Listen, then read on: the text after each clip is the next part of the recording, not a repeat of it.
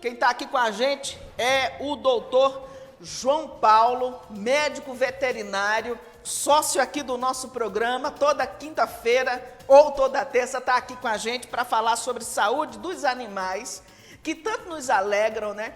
Uma casa, ela não é a mesma quando tem um animal de estimação. É interessante o quanto nos desestressa. É interessante o quanto a gente passa a conversar com o animal e eles nos compreendem. Embora eles não tenham o poder da fala assim como nós, mas têm o poder de se comunicar da forma deles. E nos compreendem direitinho.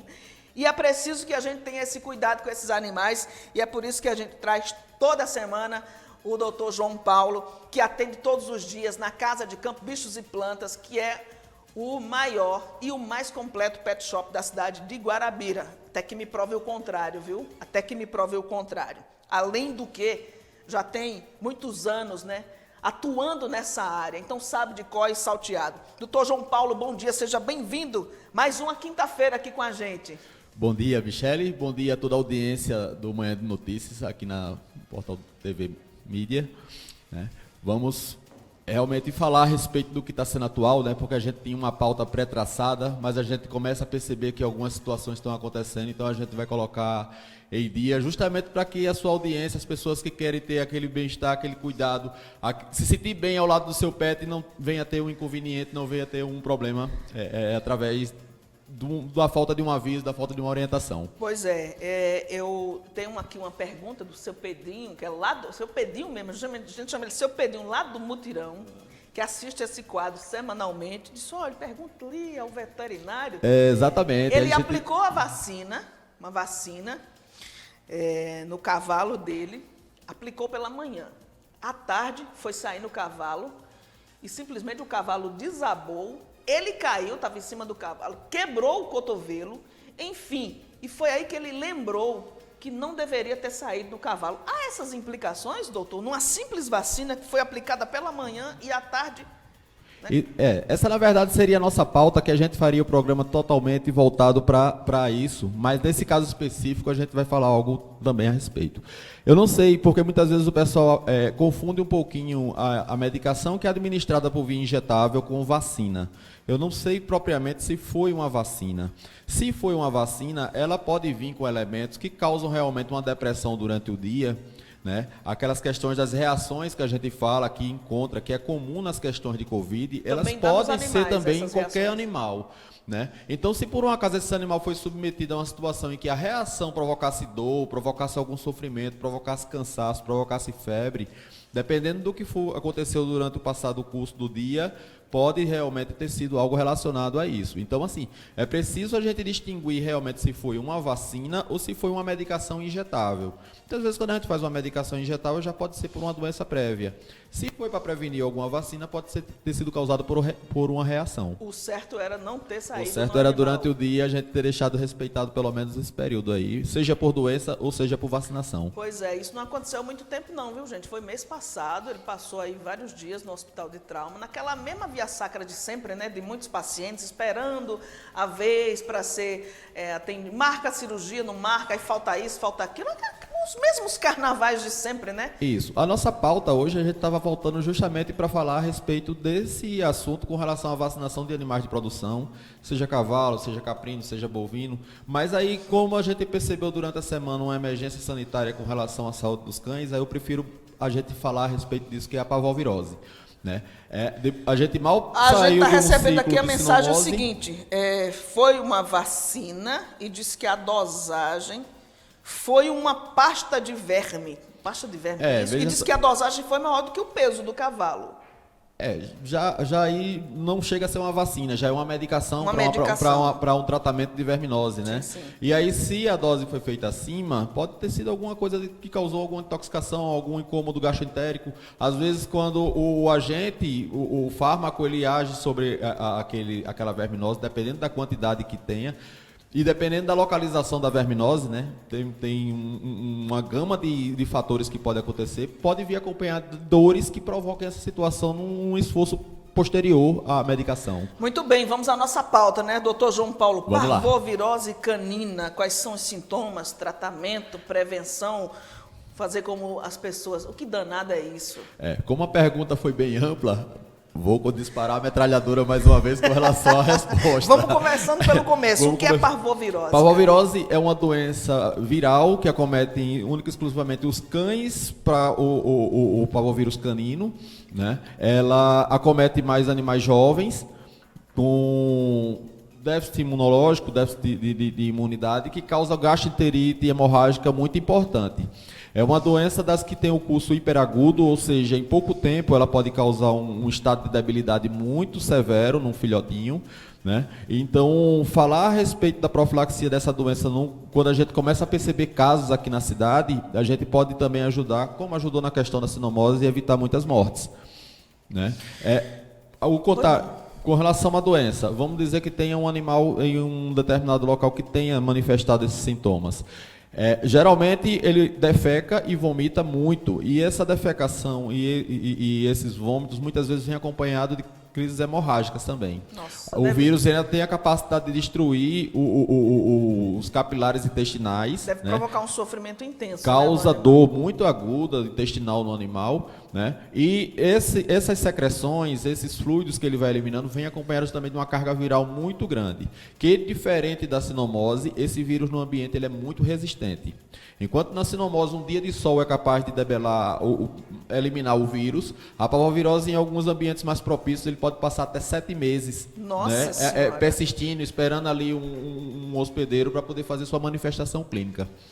Então, essa doença, obrigatoriamente, ela dá nos cães. Ela pode acontecer nos cães não vacinados, que tem proteção muito baixa, ou que tem alguma outra doença concomitante que pode debelar a imunidade, né? Mas ela acomete principalmente cães até 2 anos de vida. Geralmente o animal até 2 anos de vida teve alguma fase que teve um contato com esse vírus e, tendo manifestado clínico ou não, consegue formular uma imunidade. Como é que ela é transmitida, doutor, entre os cachorros? Entre os cães, a gente pode ter o contágio direto através das secreções, como eu falei, né, que ela vem acompanhada de uma carga viral muito grande, ou a gente andando numa calçada, tendo pisado numa situação em que existem muitos cães de rua ainda, né?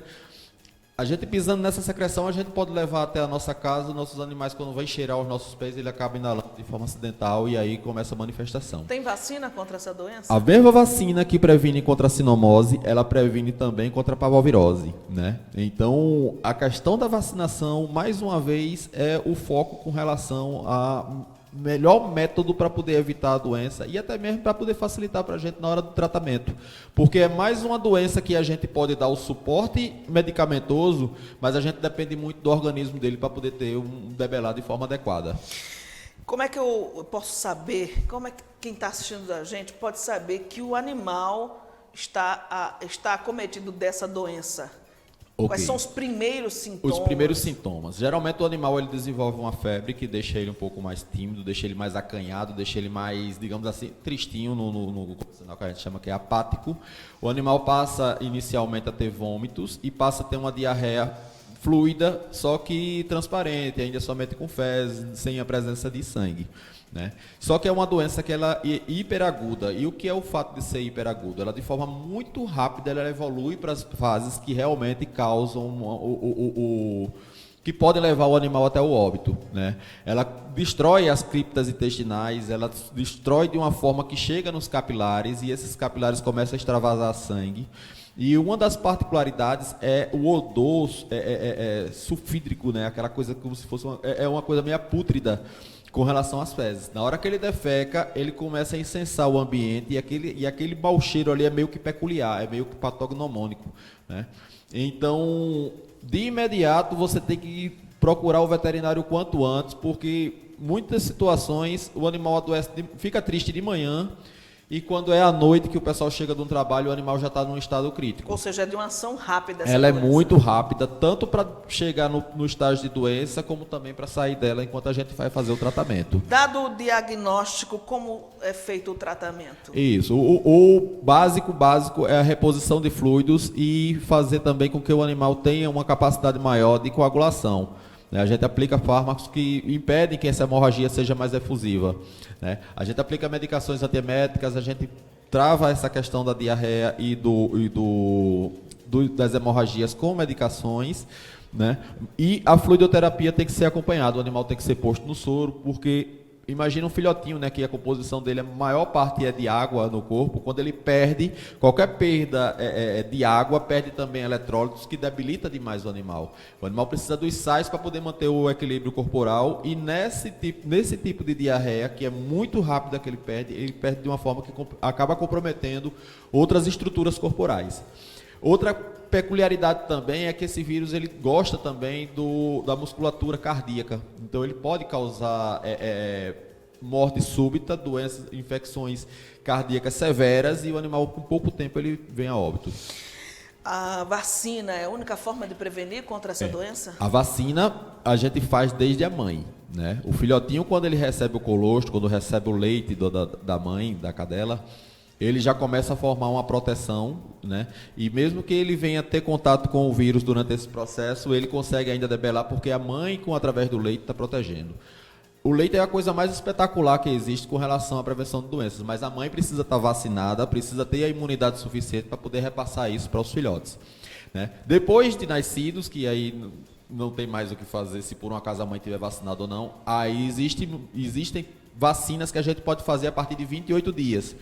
Que é importante ser feito, principalmente nessas épocas que estão começando os surtos, né? A gente não chama mais de epidemia, epidemia é uma coisa nova, mas os surtos que acontecem anualmente, a gente, quando percebe que o animal está sob um risco maior, a gente pode iniciar o mais precoce possível esse tratamento através de alguns tipos de vacina. 28 dias já pode ser feita a primeira. Tem cura a doença? A doença ela tem cura, mas tem que ter uma abordagem rápida. E a gente depende muito do estado imunológico também do animal. A gente sabe também que tem algumas raças que têm uma sensibilidade maior a essa doença. Quais são essas raças? Como, por exemplo, os Pitbulls, os Rottweilers, os Dobermans, eles são muito mais susceptíveis a essa doença. E a gente orienta os criadores dessas raças. São animais fortes, robustos, né? Isso, mas essa questão de forte e robusto, uma raça muito pura, ela tem algumas doenças que costumam realmente focar naquele animal, e ele não tem um organismo muitas vezes preparado para isso. Estima-se que o Doberman, que era uma raça tão comum, tão popular nos anos 90, ela chegou praticamente quase que à extinção, e agora a gente já começa a ver alguns animais a mais, por conta da parvovirose. O piquinês, que era um cachorro muito popular também, muito comum, como a gente não tinha as vacinas que a gente tem hoje, quando o animal contraía, muito rapidamente ele vinha definhar, né? Hoje, com o advento das vacinas, com a preocupação com relação à profilaxia, a gente consegue fazer com que alguns cães tenham um pouco mais de força, desde a vacinação da mãe, como eu expliquei, até mesmo na primovacinação, né? Que, só complementando, a gente falou de uma vacina com 28 dias que existe, mas protocolarmente a gente faz as vacinas com 40 dias de vida e a cada 20 dias até completar 3 ou 4 doses da vacina, como eu sugiro, e não é uma regra, cada um tem seu protocolo, que essas raças participem de uma 4ª dose. Doutor João Paulo, depois de curar da doença, no futuro o animal ele pode apresentar problemas de saúde em decorrência dela? Foi bem importante falar a respeito disso, porque muitas vezes quando a lesão é muito profunda, ela provoca cicatrizes também que não permitem com que o animal forme aquele epitélio intestinal, o que era antes, né? Forma-se como se fossem cicatrizes, fibroses, na verdade, que impedem que aquele tecido faça aquela absorção como fazia antes. Quando o animal não absorve bem os nutrientes, a tendência é ele não conseguir também transmitir esses nutrientes para a musculatura. Então pode ser um animal que coma muito e que defeque mais, pode ser um animal que coma muito e não consiga fazer uma musculatura mais robusta, não consiga ter uma nutrição mais adequada durante a vida. Então tem que se estudar a respeito disso, inclusive para poder introduzir alguns alimentos que sejam um pouco mais calóricos para poder ter uma compensação. Doutor João Paulo, nosso tempo acabou, mas tem ainda alguma observação que o senhor queira fazer e que acha que não deve deixar de dizê-la aqui no programa de jeito nenhum? O que eu não devo deixar de dizer, tanto para sinomose como para parvovirose, é vacina. A palavra é vacina, e quanto antes a gente fizer essa vacinação, principalmente agora, nesse momento que a gente já começa a pegar alguns casos. Da última entrevista que eu dei aqui para você até hoje, a gente já pegou 4 animais, e isso no início de surto é uma coisa importante, porque a gente pega um bairro do Cordeiro, pega um animal aqui do centro e pega um animal que vem do sítio, é porque a gente já sabe que o vírus já está bem disseminado, já está bem espalhado. Então, Quando seus animais estão vacinados com vacinas de qualidade, e eu não estou falando isso para que você venha para mim fazer a vacina, não. Você pode procurar os veterinários da cidade, que eles possuem as vacinas. E procure vacinas que são responsáveis, que realmente ofereçam a imunidade necessária para que você proteja seu cão. Muito bem. Na Casa de Campo tem vacinas. Na Casa de Campo não pode faltar vacina. O doutor João Paulo todo dia lá. Isso, para orientar, para tratar o quanto antes. E assim, para essa doença, para esse surto que está aparecendo agora, quanto mais precoce você levar para ser atendido, maior a chance de você ter o seu cão a salvo. Doutor João Paulo, muito obrigada aqui pela sua participação mais uma vez no nosso programa. Obrigadão. Eu prometo ao senhor que falou a respeito... Seu Pedrinho, que a respeito de vacinação de animais de produção, a gente vai falar na próxima semana bem detalhado, não só para cavalo, mas como também para caprino, para bovino, porque não é muita a nossa pauta, mas nesse caso específico, como o pessoal já está pedindo uma orientaçãozinha mais, a gente vai dedicar um programa a isso. Isso é bom, isso significa que o quadro é sucesso, né? Graças a Deus, está abrangindo bem, né? O pessoal geralmente era mais de pet, mas animais de produção, o pessoal está pedindo um espacinho. Com relação à profilaxia, a gente pode falar a contento que dá certo. Muito bem, obrigada, doutor João Paulo, grande abraço. Obrigado mais uma vez.